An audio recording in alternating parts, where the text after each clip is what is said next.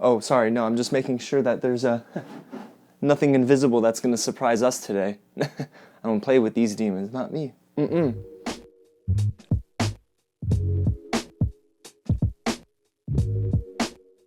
What's going on, you guys? James here with another real review, and today I'm breaking down The Invisible Man. Now, if you're wondering why there's no text written in the LED board, well, it's there. You can't see it? Guess it's invisible. Okay, enough of the stupid jokes. I'm just really excited to talk to you guys today about The Invisible Man. It's the reboot of a very classic horror film. I'm mixed on it, but I'll tell you why. I didn't really love it, but I don't really hate it either. But before I dive into that, if this is your first time here at the channel, welcome to Real James. Now, if you're wondering who that is, that's me, not that guy.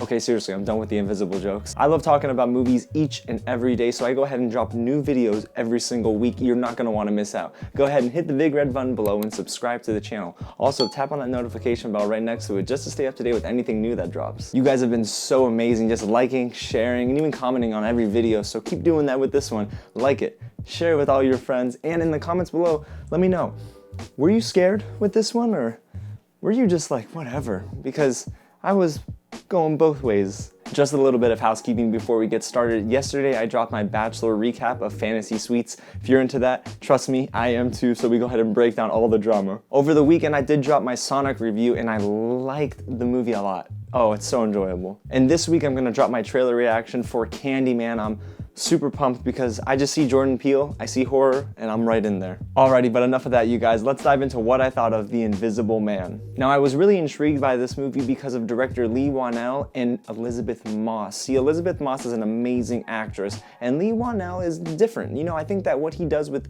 films is bring a different approach to filmmaking and the different angles, and this is style of movie making. He's a very unique director, but I was excited to see what he would do with a horror classic just like this. Our story follows Cecilia, who's played by Elisabeth Moss, and she's in a really abusive relationship with her husband, Adrian. Now, I'm not going to say too much more because this is a spoiler-free review, but basically Cecilia is being haunted by her ex. This is a very interesting approach because I haven't actually seen the classic. But what director Leigh Whannel does, and this is probably the first positive of the film, is he makes it very relevant for modern time. It doesn't seem like it's an old reboot, it seems more timely, if that makes sense. But what really ties the whole entire movie together is Elisabeth Moss's performance. I mean, thank goodness we didn't get the original idea for The Invisible Man, because this film was supposed to be a part of a larger cinematic universe by Universal Pictures. It was supposed to be this dark universe with all the classic monster films, and Johnny Depp was supposed to star in The Invisible Man. Elisabeth Moss gives this performance that I think is probably one of her best, and it's one of the better performances we're gonna see this year. She's fantastic, very emotional, controlled, grounded. She gives so many different layers to her acting here, and it's just fantastic stuff. And her excellent acting really does help the tension building in the first half of the movie. See, I felt it was more of a horror film in the first hour, and then in the second hour it was a bit more actiony, but we'll dive into that in a little bit. There's also this clever bit of filmmaking by director Leigh Whannel, and what he does is kind of give the viewer a little taste of the Invisible Man before going all out with this character. There are also some really awesome shots here, and I think so many things are framed well. I mean, Leigh Whannel worked with a cinematographer that I've never heard of before, but I think both of them work very well together for the image that the director was trying to really portray, which is this very close claustrophobic feeling where you don't know what's around the next corner, and the movie is just really well shot. If you've seen Upgrade, there are very similar camera angles too, and how director Leigh Whannel kind of just like throws the camera up and then throws it straight down again. It's pretty impressive stuff. And the movie actually does a decent enough job at going between revenge thriller and horror, because there are some moments where I felt I wasn't scared anymore because all the action was just straight in my face. But in the first half of the film, I really felt stressed. I mean, there was in a moment, I'll be honest with you, that my heart wasn't racing in the first hour and a half. I was looking around the corner for the next spook, and I pretty much guessed a lot of what was gonna happen. But I'm gonna wait to talk about that because that's also a negative about the movie. Now, like I said at the beginning of my review, there are some things that I really like about the movie, and that's everything I just listed. But all of these negatives kind of take the movie away from being a film I love into a movie that I'm a little up in the air about, because there are some things that are just unforgivable about this film. So the score by Benjamin Wallfisch is a little overbearing. I felt like I was maybe focusing too much on the music rather than what was going on screen. I really felt that some of the jump scares were jump scares because a violin would screech and not necessarily because of what we saw on the big screen. And also it takes away from some of these really tense moments where I feel, oh my god, I'm buying into the silence. And then all of a sudden this loud bass drops or something really big and again, overbearing by the score takes you out of the scene entirely. For example, there's this moment at the end of the film where it's just a full-on action sequence and I thought, okay, it's not terrible, but the tone is so different because the score just changes the entire identity of the movie. But then when the score kind of calms down and you can see the performances for what they are, it revealed a lot about our main antagonist and how I did not care for him at all. Actor Oliver Jackson-Cohen is actually pretty good, especially in The Haunting of Hill House,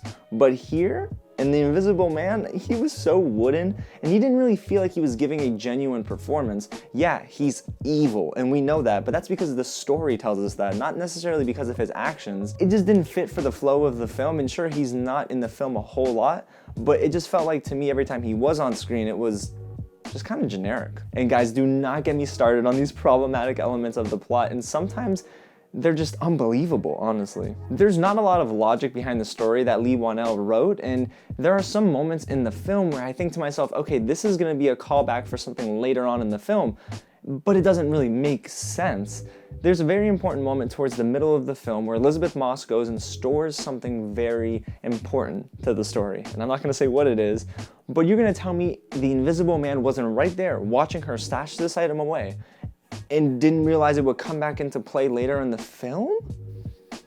Guys, you have to help me understand this because it doesn't make sense to me. There's a lot in this movie that just happens to happen and it doesn't really do anything for me because I'm not here for a cheap horror film. If I was here for a cheap horror movie, I might go see Fantasy Island, but I'm in this film and I love what they're doing in the first half of the film and it seems a little bit creative, and then everything from the middle onward is just totally just plot armored stuff and it doesn't really make sense at all. Now I felt like a lot of my issues with The Invisible Man were found in the second half because it goes from being a very scary revenge kind of thriller film to being a full-on action movie where Leigh Whannel is like just flexing his muscle and showing the audience that, hey, I can do all these cool different scenes and guns just blazing it, and it just doesn't feel like it fits for the tone of the film. He was going for a more suspenseful movie, and now it just becomes a, I don't know, full-on gun-toting crazy adventure, and I didn't really buy into it. And you guys, I know sometimes I talk about length of films, and it doesn't really matter how long the movie is as long as it's good,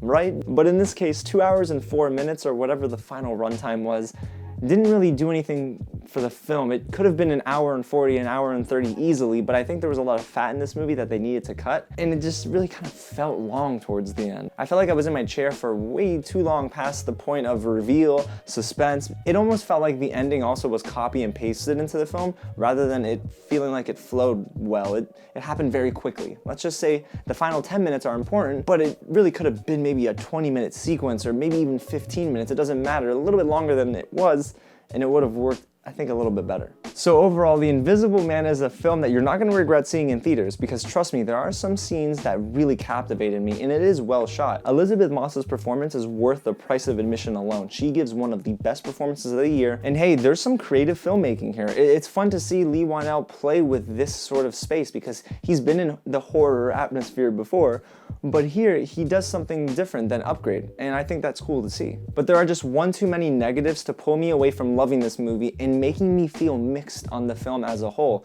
I didn't like necessarily where the story went in the second half of the movie, and there were a lot of cheap plot points that really just distracted me from the entire movie and had me questioning whether the director thinks we're smart or not. And it's a blessing again to see a performance like Elisabeth Moss being painted on the big screen, but it's also a curse because the movie gives her so much time that the surrounding actors are just a little bland and boring. So is the movie worth seeing on the big screen?